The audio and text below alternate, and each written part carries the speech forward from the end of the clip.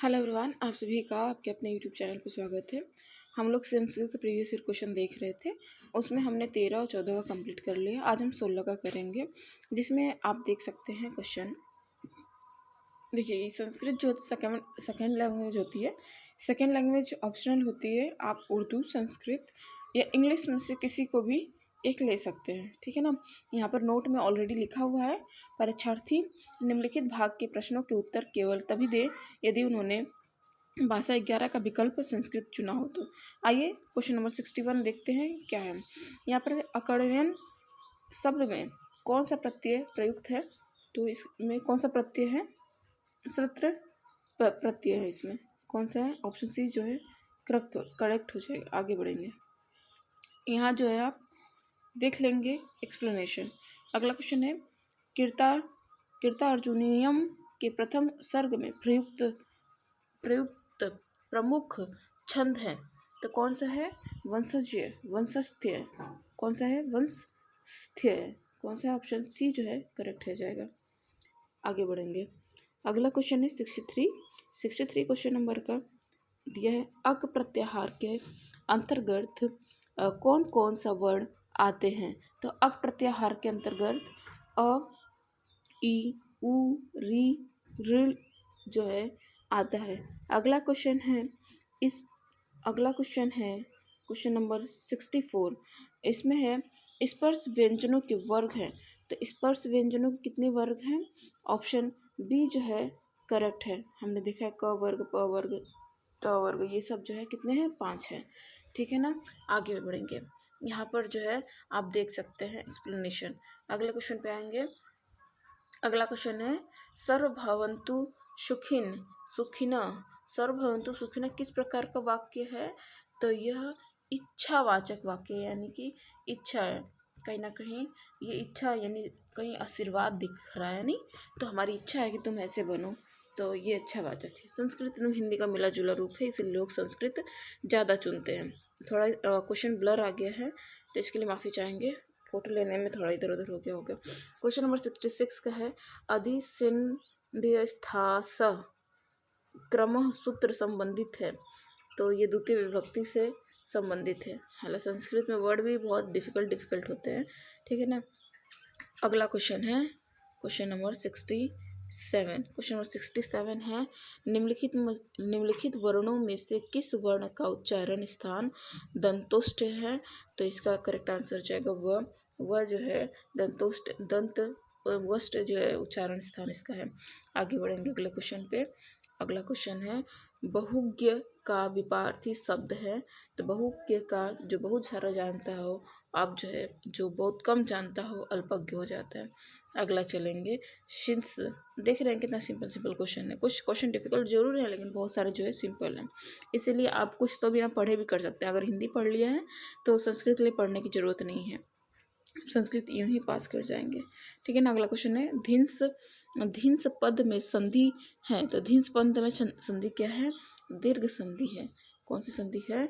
दीर्घ संधि है। आगे चलेंगे, रामायण विभक्ति वचन है। तो क्वेश्चन नंबर 70, रामायण में विभक्ति वचन क्या है? ऑप्शन डी जो इसका षष्ठी विभक्ति एक वचन है। अगले क्वेश्चन पे चलते हैं, यहाँ पे जो है एक्सप्लेनेशन आप लोग देखेंगे। अगले क्वेश्चन 71 क्वेश्चन नंबर पे आते हैं। क्वेश्चन नंबर 71 है, संस्कृत व्याकरण में कति शब्द किस वचन में प्रयोग किया जाता है? तो संस्कृत व्याकरण में कति शब्द किस वचन में प्रयोग किया जाता है? तो ऑप्शन सी जो है इसका करेक्ट आंसर हो जाएगा, बहुवचन में जो है प्रयोग किया जाता है। अगले क्वेश्चन पे आते हैं। अगला क्वेश्चन है, उपसर्गों की संख्या है 72 में उपसर्गों की संख्या कितनी है? तो इसका करेक्ट आंसर हो जाएगा 22। देखिए, हिंदी में, संस्कृत में, उर्दू में उपसर्गों की संख्या अलग अलग है, इसको आप याद रखिएगा, ठीक है ना। आगे, हिंदी और संस्कृत का ऑलमोस्ट सब मिलता जुलता है। संस्कृत में सुप्रसिद्ध नाटककार विशाखा दत्त की प्रसिद्ध कृति का नाम है। इसका करेक्ट आंसर हो जाएगा मुद्रा राक्षसम। याद रखिएगा, बहुत फेमस बुक है जो हमेशा पूछा जाता है। आगे देखें, क्वेश्चन नंबर 74 का, शिवराज विजयम नामक पुस्तक के लेखक कौन है? तो इसका करेक्ट आंसर क्या हो जाएगा? अंबिका दत्त व्यास जो है इस पुस्तक के जो है रचयिता है। क्वेश्चन नंबर 75 में अष्टसिद्धि पद का अर्थ है, मतलब कि ये देखिए बहुत सारा जो संख्याएं, जितनी संख्या है ना उनका संस्कृत में नाम हमेशा देख रहे हैं आप, बहुत सारे क्वेश्चन प्रीवियस ईयर क्वेश्चन में देख रहे हैं, हर ईयर में जो है ये क्वेश्चन आया ही है।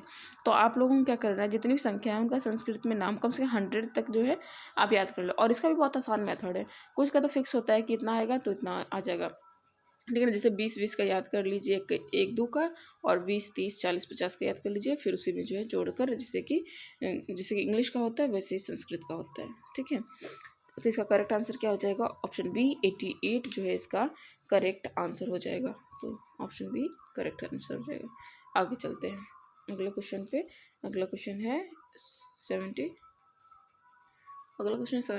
देखिए थोड़ा सा ब्लर हो गया है। क्वेश्चन है गोंड गोदमकम का संधि विच्छेद है। तो गोंड गोदमकम का संधि विच्छेद क्या है, ऑप्शन डी ग ड का प्लस उदकम। आई होप गणंका प्लस उदकम आप लोग को दिख रहा होगा, ठीक है ना। आगे चलते हैं। पवित्रम का पवित्रम में संधि विच्छेद कीजिए। तो पवित्रम में अगर हम संधि विच्छेद करते हैं तो क्या हो जाएगा, पो प्लस इत्रम, ठीक है ना। आगे चलते हैं। निम्नलिखित में से अरविंदम शब्द का पर्याय है। अरविंदम का पर्याय है कमलम, यानी कमल। अरविंदम का क्या पर्याय है, कमलम, ठीक है ना, याद रखिएगा। आगे चलते हैं, एक्सप्लेनेशन देख लीजिएगा। संस्कृत शब्द में निम्नलिखित में कौन सा उपसर्ग है। तो संस्कृत शब्द में उपसर्ग क्या है, 79 का ऑप्शन बी सम जो है यहाँ पर जो है संस्कृत में क्या है, उपसर्ग। आगे चलते हैं। अगला क्वेश्चन है आदि में जुड़ने वाले तथा अर्थ में परिवर्तन करने वाले शब्द को कहते हैं, क्या कहते हैं, मतलब आगे जुड़ने वाले और उसको शब्द में परिवर्तन कर दे तो उसको क्या कहेंगे, उसको कहेंगे उपसर्ग कहेंगे। क्या हो जाएगा आंसर, उपसर्ग। आगे चलेंगे, एक्सप्लेनेशन देख लेना। अगला क्वेश्चन निम्नलिखित में से शुद्ध वाक्य चुनिए। तो निम्नलिखित में से अगर शुद्ध वाक्य देखते हैं तो संस्कृत में आपको शुद्ध वाक्य चुनने को आगे है। और सह पुस्तक पठसी, सह पुस्तक गच्छतः, तौ विद्यालय गच्छतः, ले ते पुस्तक पठतः। तो इसका करेक्ट आंसर क्या हो जाएगा, क्वेश्चन नंबर 81 का जो है तौ विद्यालय गच्छतः, ऑप्शन बी सी जो है, ऑप्शन सी जो है करेक्ट आंसर हो जाएगा। यहाँ पर मीनिंग भी दिया है, आप इसमें पढ़ लेना, ठीक है। हर जितना मैं ऊपर दिया ना सभी का मीनिंग और प्लस कौन से वचन है सब कुछ दिया है, ठीक है ना। आगे चलते हैं अगले क्वेश्चन पे।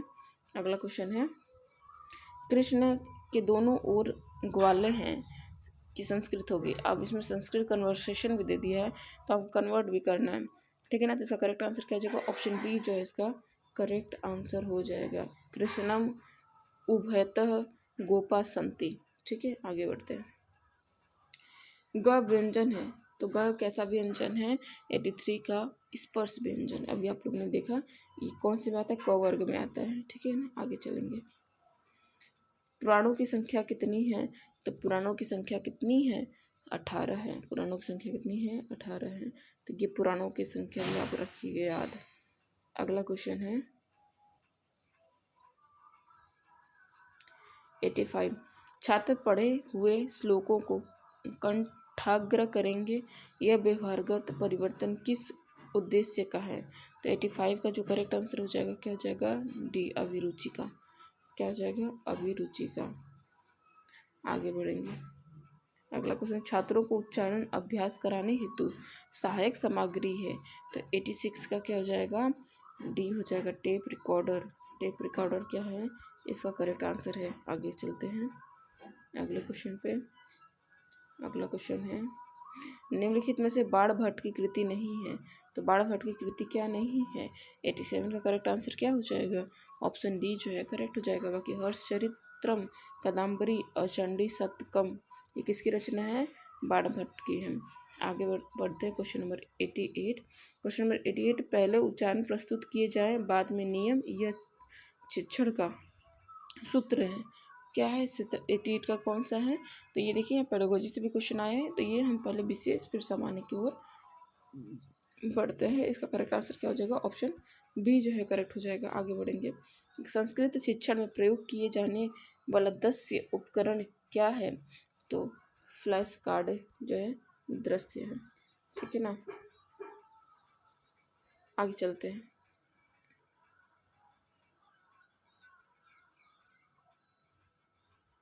एक्सप्लेनेशन देख लीजिएगा यहाँ पर।